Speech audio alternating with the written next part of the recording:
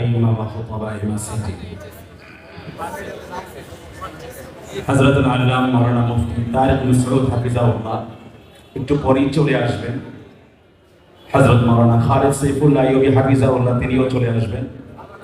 তো ওনারা আসার আগ পর্যন্ত আমি খুব সংক্ষিপ্ত পরিসরে দুই একটি কথা আলোচ করতে চাই। রাসূল করিম সাল্লাল্লাহু আলাইহি ওয়াসাল্লাম এই পৃথিবীতে আসার পর পৃথিবীর মানচিত্র আমূল বদলে দিয়েছিলেন। আল্লাহর কোরআন বলছে সূরা আম্বিয়ার 107 নম্বর আয়াত, ওয়া মা আরসালনাকা ইল্লা রাহমাতাল লিল আলামিন। আমি গোটা পৃথিবীর সবার জন্য রহমত স্বরূপ প্রেরিত হয়েছি। আল্লাহর নবী আগমনের আগে এই পৃথিবীর প্রেক্ষাপট কেমন ছিল সেটা যদি আমরা বিচার বিশ্লেষণ করি তাহলে এই কথা ব্যর্থহীনভাবে দ্বীপ প্রহরের সূর্যের আলোর মতো আমাদের সামনে দেদীপ্যমান হয়ে যাবে।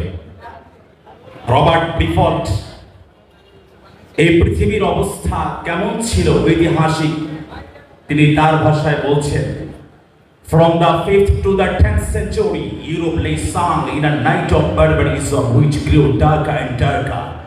It was a barbarism far more awful and horrible than that of the primitive savage, for it was the decomposing body of what had once been a great civilization. The features and impress of that civilization were walled but completely effaced. Where its development had been fullest in Italian Gaul, all was ruin, squalor and dissolution.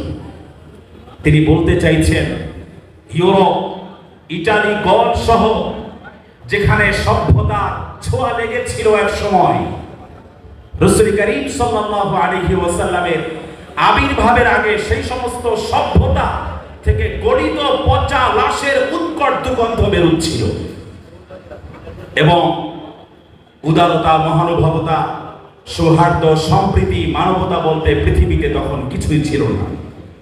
বরং গোটা বিশ্বময় তখন পাপাচার, অনাচার, অন্যায়, অবিচার, মারামারি, কাটাকাটি, হানাহানি, খুনাখুনি, রাহাজানি, খুন, ধর্ষণ, অপহরণ, ইফটিজিং, ব্ল্যাকমেইলিং, চাঁদাবাজি, টেন্ডারবাজি থেকে শুরু করে এমন কোনো হেন অপকর্ম ছিল না যা তখন গোটা বিশ্বময় খুব নোংরাভাবে, নিকৃষ্টভাবে চর্চিত হয়নি। আমার নবী আসলেন, বিশ্বের মানচিত্র আমূল বদলে দিলেন।